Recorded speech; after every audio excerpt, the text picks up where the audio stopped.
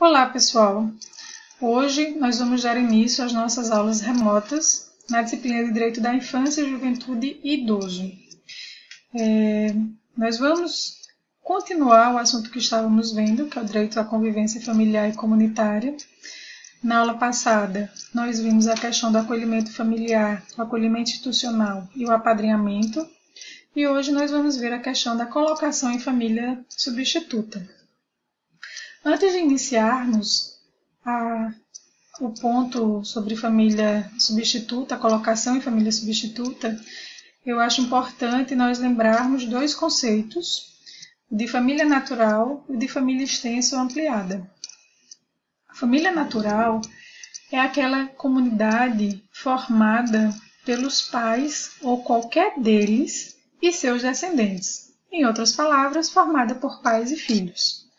Já a família extensa ou ampliada é aquela que se estende para além da unidade pais e filhos ou da unidade do casal, sendo formada por parentes próximos com os quais a criança ou adolescente convive e mantém vínculos de afinidade e afetividade.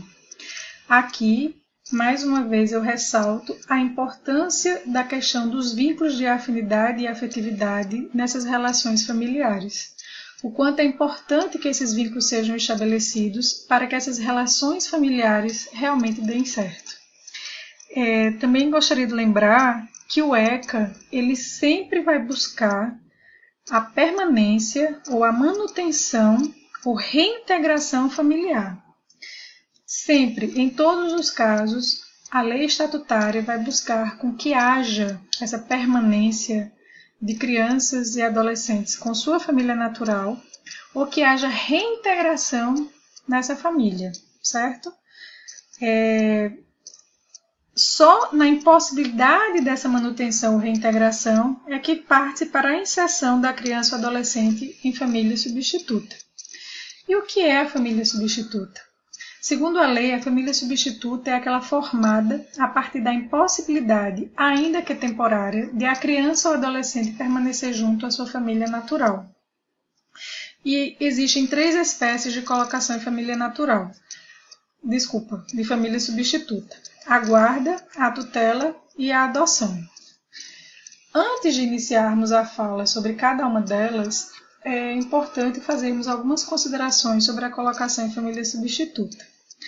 A primeira delas diz respeito à ouvida de crianças e adolescentes por equipe interprofissional da Vara da Infância e da Juventude.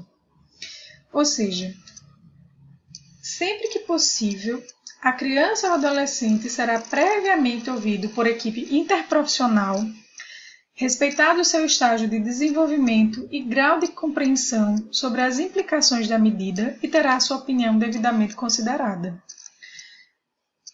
Em outras palavras, sempre que houver a colocação em família substituta, e sendo possível, a criança ela será ouvida, será levada em consideração a sua opinião, sendo respeitado o seu estágio de desenvolvimento e grau de compreensão que é exigido para aquele momento. Já o adolescente, ele sempre será ouvido e é necessário o seu consentimento colhido em audiência, ou seja, o adolescente, a partir dos 12 anos de idade, será ouvido e sua opinião deverá ser acatada, diferentemente da criança.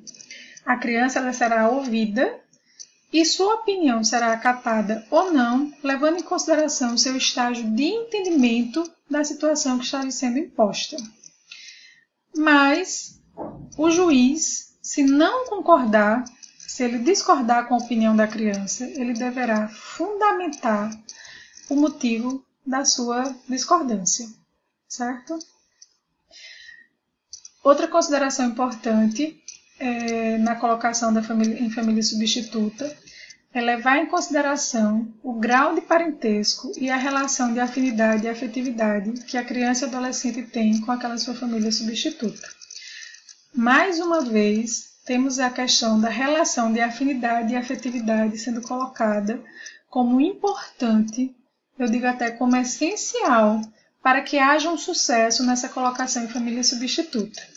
não canso de dizer que o estabelecimento dos vínculos de afinidade e afetividade são importantíssimos para o êxito da colocação em família substituta.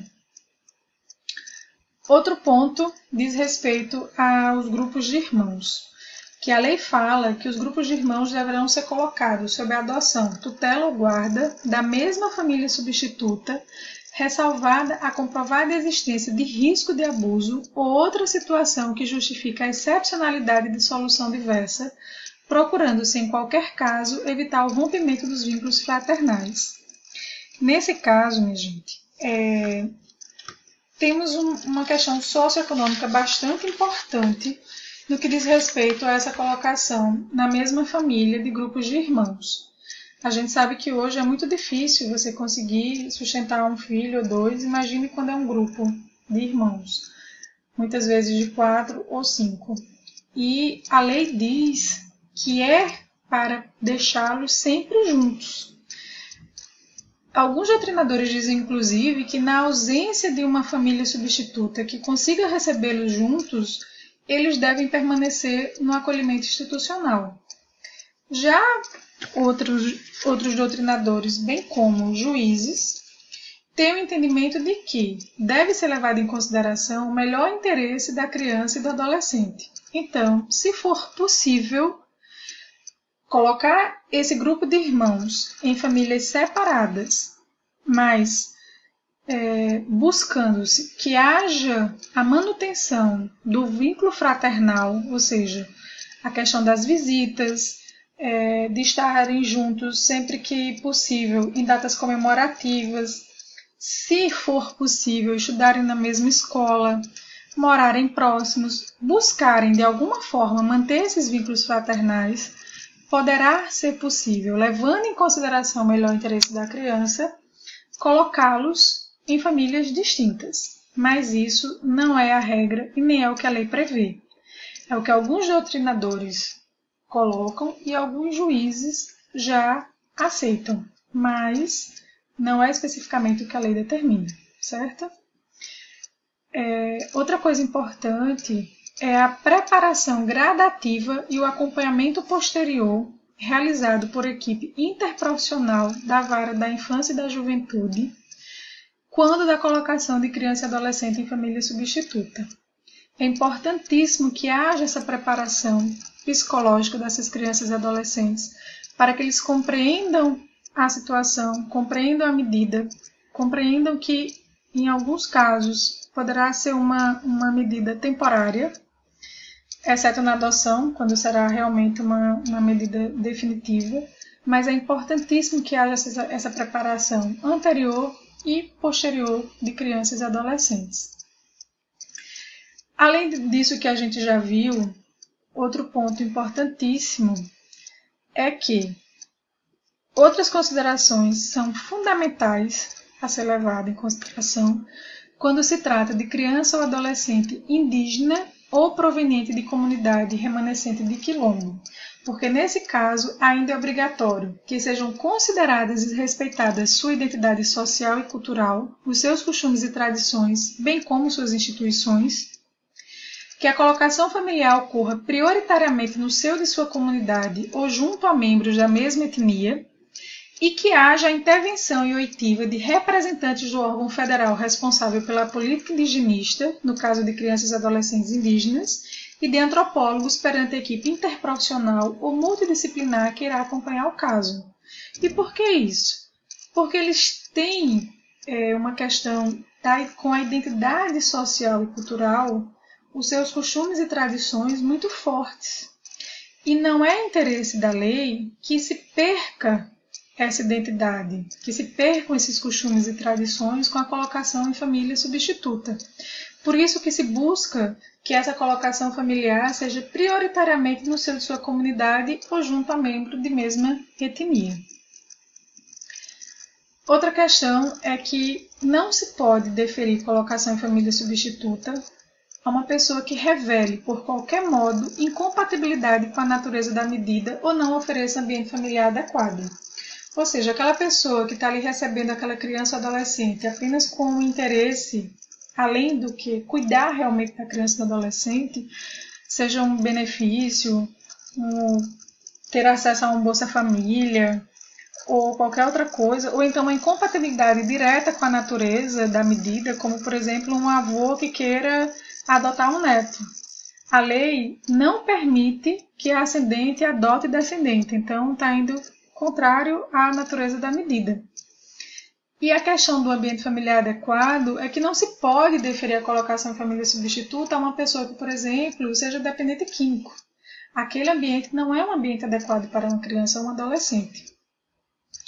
Outro ponto é que não será admitida a transferência na colocação em família substituta da criança ou adolescente a terceiros ou a entidades governamentais ou não governamentais sem autorização judicial. A participação da autoridade judicial quando do afastamento de crianças e adolescentes é imprescindível, é essencial, certo? Outro ponto é a colocação em família substituta estrangeira, que constitui medida excepcional somente admissível na modalidade de adoção, ou seja, uma família substituta estrangeira, ela só pode receber criança e adolescente na modalidade de adoção. Não pode ser nem guarda, nem tutela. Isso é para evitar que, por exemplo, uma criança ou adolescente seja retirada do país sem que haja a conclusão do processo de adoção. E quando eu falo em família substituta estrangeira, eu estou falando tanto em brasileiros como estrangeiros que residam fora do território nacional, certo? E, por fim, ao assumir a guarda ou tutela, o responsável prestará compromisso de bem fielmente desempenhar o encargo mediante termos nos autos. Entrando já na questão da guarda, minha gente, a guarda ela vem para regular uma situação, uma circunstância, quando os pais não perdem o poder familiar sobre o menor, porém, é necessário que essa pessoa que está com a criança ou adolescente tenha autonomia. Como eu estava falando, a guarda, que é instituto precário, ela poderá ser revogada a qualquer tempo mediante ato judicial fundamentado ou do Ministério Público, ou seja, sendo instituto precário, pode ser alterada a qualquer momento. E lembrar que essa guarda que a gente discute dentro do Estatuto da Criança e do Adolescente, ela tem competência na vara da infância e da juventude, e não na vara de família, certo? A próxima espécie é a tutela. A tutela nós podemos definir como a modalidade de família substituta que implica no dever de guarda, proteção do incapaz e administração de seu patrimônio quando existente. A tutela ela vai sempre implicar na suspensão ou destituição do poder familiar, ou seja, necessita que haja essa suspensão ou destituição do poder familiar para que ela efetivamente ocorra. A lei fala que os filhos que são postos em tutela, eles são em virtude de falecimento dos pais ou no caso destes serem julgados ausentes, e ainda no caso dos pais decaírem do poder familiar. A tutela é um instituto que é regulamentado pelo Código Civil. Quando vocês estudaram direito de família lá atrás, vocês viram bem direitinho o assunto tutela. Para nós, dentro do Estatuto da Criança e do Adolescente, vai interessar aquela tutela que é dada à criança ou adolescente, importando quando os direitos dessas crianças e adolescentes estão sendo ameaçados ou estão sendo violados na falta, omissão ou abuso dos pais. Há uma diferença, né? No direito civil, a gente vê que ele é colocado nas três hipóteses, de falecimento dos pais, quando eles são julgados ausentes, ou no caso de decaírem do poder familiar. Mas, no estudo do Estatuto da Criança e do Adolescente, a gente vê que ele funila bastante para a questão dos direitos, quando os direitos de crianças e adolescentes estão sendo ameaçados ou tenham sido violados por falta, omissão ou abuso dos pais. Ou seja, a tutela vai ser utilizada sempre que o menor não esteja recebendo a assistência que lhe é devida por quem devia fazê-lo. Então, vai pressupor sempre a suspensão ou a destituição do poder familiar. Como no caso dessa tutela estatutária não vai depender exatamente de um testamento ou de outro documento, vai haver ausência desse tutor nomeado pelos pais, incumbindo a tutela aos parentes consanguíneos do menor por uma ordem dada pela lei, que primeiro é aos ascendentes, preferindo de grau mais próximo ao mais remoto, e aos colaterais até o terceiro grau, preferindo os mais próximos aos mais remotos, e no mesmo grau os mais velhos aos mais jovens. Lembrando que essa tutela, ela também não é competência da vara de família, e sim competência da vara da infância e da juventude.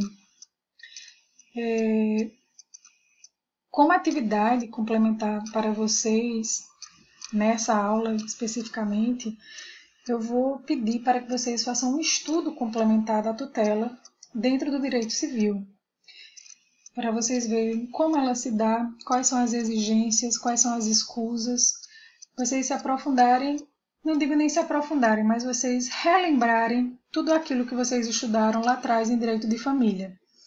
Lembrando dessa especificidade de quando ela é aplicada dentro do Estatuto da Criança e do Adolescente, né? Nesses casos em que os direitos estão ameaçados ou tenham sido violados por falta, omissão ou abuso dos pais, certo?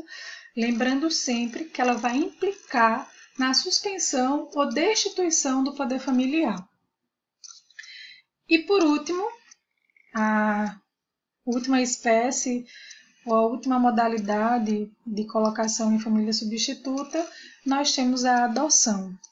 Como a adoção ela requer um estudo mais complexo, mais aprofundado, eu vou deixar esse ponto para a nossa próxima aula, para o nosso encontro da próxima semana, tá certo? Eu gostaria que vocês fizessem um estudo disso que nós conversamos hoje e gostaria de acabar esse nosso encontro desejando uma ótima semana, com muita saúde, muita paz, para superarmos essa fase da melhor maneira possível. Um grande abraço e até lá!